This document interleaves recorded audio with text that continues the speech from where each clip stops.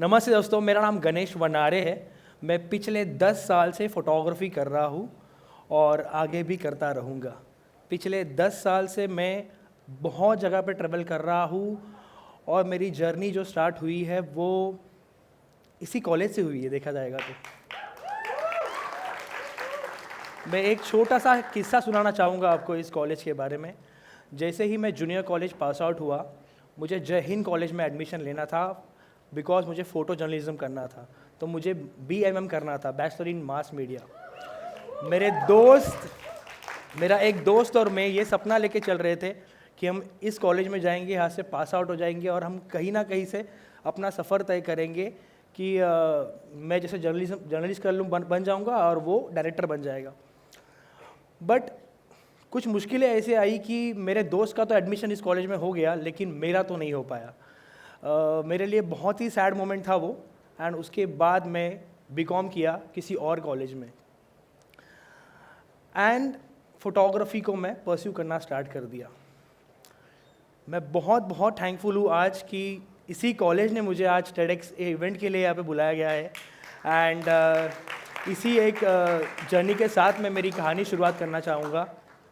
2015 में जब मैंने अपना पहला कैमरा लिया, तो जब मैं पहला कैमरा लिया तो मैं इतना खुश था कि मेरी नौकरी ही चली गई, क्योंकि मैं एक जगह पे काम कर रहा था। I was working in a BPO as an executive and I was a passionate photographer as I am still now.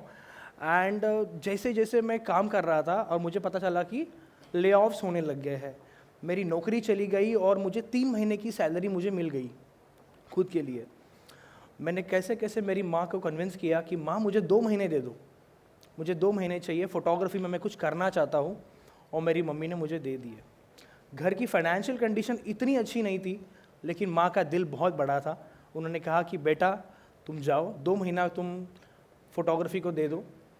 And then मैंने अपने दिन रात पूरे लगा दिए 2 महीने में। हर दिन सुबह उठ के मुंबई की स्ट्रीट्स पे घूमता था, लोगों को ऑब्जर्व करता था। ट्रेन जर्नी से लेके रिक्शा राइड्स सारी मैंने हर दिन की है बिना छुट्टी लिए। उससे मुझे एक समझ में आया कि ये मुंबई जो बोलते हैं सपनों की नगरी है, ये बहुत सही कहते हैं और हमेशा मुझे कुछ ना कुछ सिखाती चली जा रही है। भगवान के दुआ के कारण मुझे कभी भी पीछे मुड़कर देखना नहीं पड़ा। एंड 2 महीने बाद मुझे असाइनमेंट्स मिलने चालू हो गए फ़ोटोग्राफी के।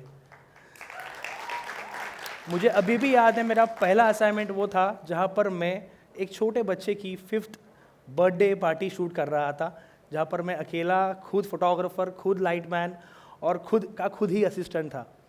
और वहाँ से लेके मैं कभी पीछे मुड़कर नहीं देखा।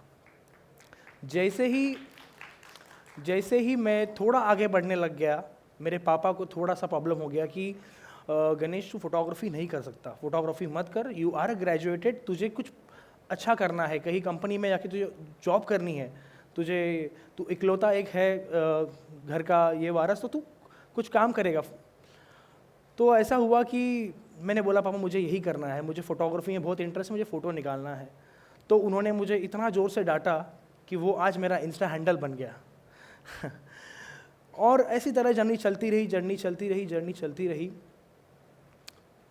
जैसे फ़ोटोग्राफी करता गया, मेरे फ़ोटोग्राफी में एक बहुत बड़ी इंपॉर्टेंट चीज़ जो ऐड हुई वो थी ट्रैवल। मैं ना बल्कि इंडिया में बट इंडिया के बाहर भी कंटिन्यूसली ट्रैवल करता रहा और अभी भी कर रहा हूँ। बट मुझे इंडिया ने बहुत कुछ दिया। जब मैं किसी गांव चले जाता हूँ तो मुझे किसी गांव के इंसान की स्टोरी से ये पता चल जाता है कि लाइफ कितनी सिंपल अच्छी होती है। बट जैसे ही मैं शहर लौट जाता हूँ और शहर के लोगों के बीच में आ जाता हूँ, तब मुझे ऐसा लगता है इतने बड़े शहर में मैं कितना अकेला हूँ। मंदिरों में जाता हूँ, मस्जिदों की अजान भी सुनता हूँ, गुरुद्वारे में जाके भंडारा भी खाता हूँ, लंगर भी खाता हूँ, लेकिन मुझे इतने सारे फेस्टिवल्स शूट करने के बाद, अलग अलग जगहों पे जाने के बाद एक ही चीज़ मालूम पड़ती है, हम जब सब कनेक्टेड है वो सिर्फ फीलिंग्स के माध्यम से कनेक्टेड है। Everything is connected with our feelings, how we feel about each other and how we feel about everything around अस।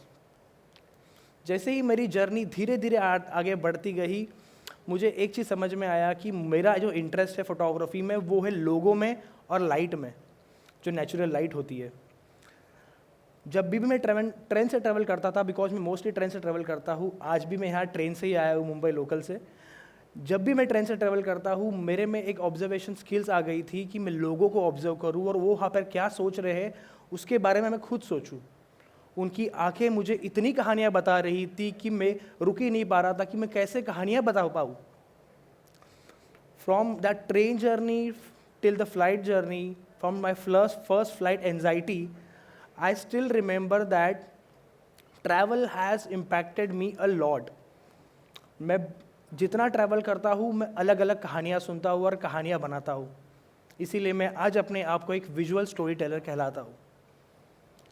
जब भी फोटोग्राफी की बात आती है, मैंने फोटोग्राफी को पैशन के अलावा बहुत ही अपना सबसे करीबी माना है। जो मेरा पहला प्यार है, फोटोग्राफी है।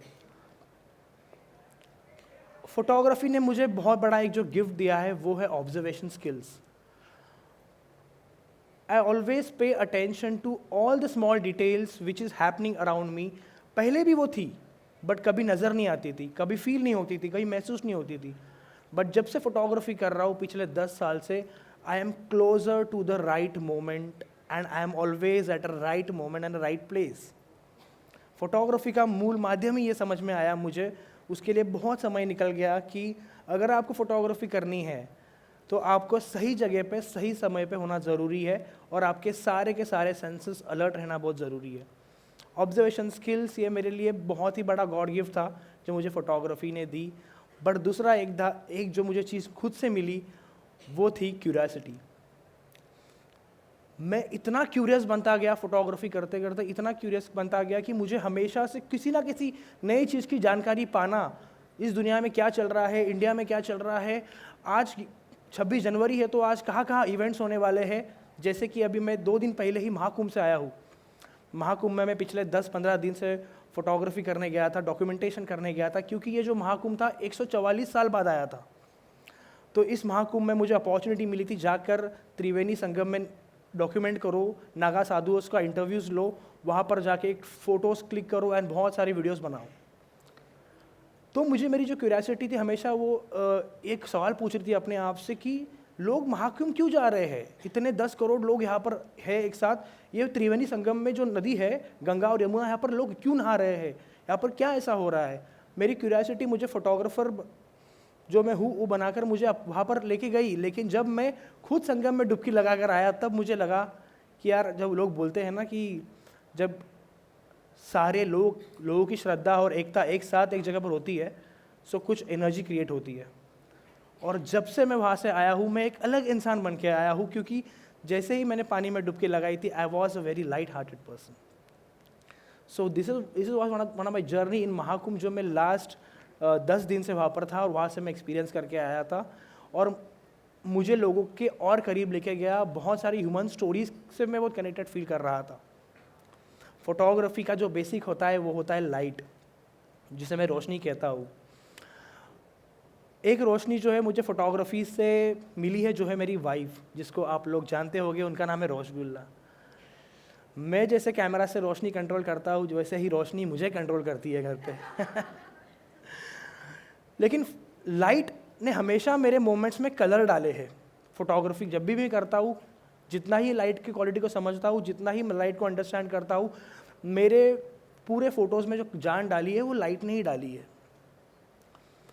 जैसे जैसे फोटोग्राफी करते आ रहा हूँ एक चीज़ समझ में आई है मुझे, वो है टाइमलेसनेस।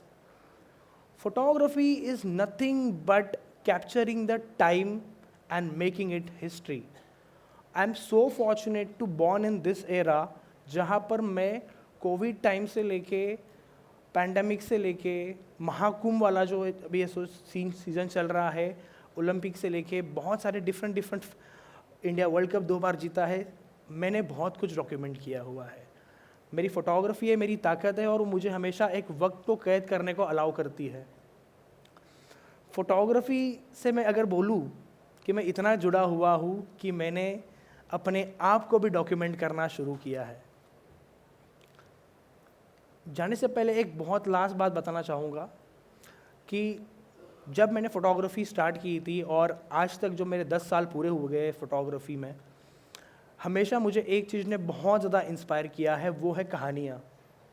हम हमेशा अपनी कहानी बताने के चक्कर में रहते हैं, लेकिन हम जब दूसरों की कहानी सुनते हैं और हम जब खुद को उनके जगह पर रख के अगर हम पूरी दुनिया को देखते हैं तो हमको दुनिया बहुत ज़्यादा ब्यूटीफुल लिखती है।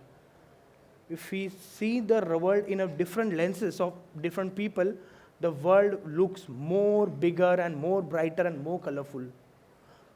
And that's what happened to me, and I'm so lucky to be a photographer and call myself a photographer, that I'm able to tell a story via photos. Mathura की होली हो या पुष्कर कैमल फेयर हो, या जैसे महाकुंभ हो, या मनाली हो, या कश्मीर हो। जैसे मैं कश्मीर में था पिछले साल, जहाँ पर चिलाई कलन नाम का एक बहुत बड़ा हेवीएस्ट विंटर पीरियड था, जहाँ पर -10 डिग्री सेल्सियस में हमने फ़ोटोज़ क्लिक किए थे। It was a 40 days period, जहाँ पर not only a photographer but जो ह्यूमन लाइफ था वहाँ पर भी सर्वाइवल का बहुत ये था। वहाँ के लोग को इतना सैल्यूट है कि वहाँ के लोग इतने हैप्पी रहते हैं, उसने डिफ़िकल्ट टाइम्स में भी और स्प्रेड करते हैं हैप्पीनेस अराउंड। इट वॉज, तो बोलते हैं ना कि Kashmir is heaven on the earth, it's truly right. I am so lucky कि मुझे ये फ़ोटोग्राफी के ज़रिए पूरे देश भर में घूमने का मौका मिलता है। हर साल में नए नए फेस्टिवल शूट करता हूँ, नए नए लोगों से मिलता हूँ, नई नई जगह एक्सप्लोर करता हूँ। और सबसे इम्पॉर्टेंट चीज़ है अपना शहर मुंबई। मुंबई ने एक मुझे जो पहचान दी है, मुंबई ने एक मुझे जो नाम दिया है, और मुंबई मुझे ऐसा लगता है जो भी मुंबई में आता है एक सपना लेके, मुझे लगता है वो मुंबई उसे कराती है, वो उसे नहीं कराता। आपको बस मुंबई आना है, आपको बताने हैं अपने सपने सबको, मुंबई आपसे करा कर लेगी वो। सो मैं बहुत बहुत थैंकफुल हूँ आज मुझे यहाँ पर अपॉर्चुनिटी मिली है छोटी सी मेरी कहानी बताने के लिए। और मैं बहुत इंटरेस्टेड हूँ कि मैं आने वाले जो समय में है वो कैसे हिस्ट्री लिख पाऊँगा अपने फ़ोटो के ज़रिए। I am thank you so much for everyone for the opportunity and thank you.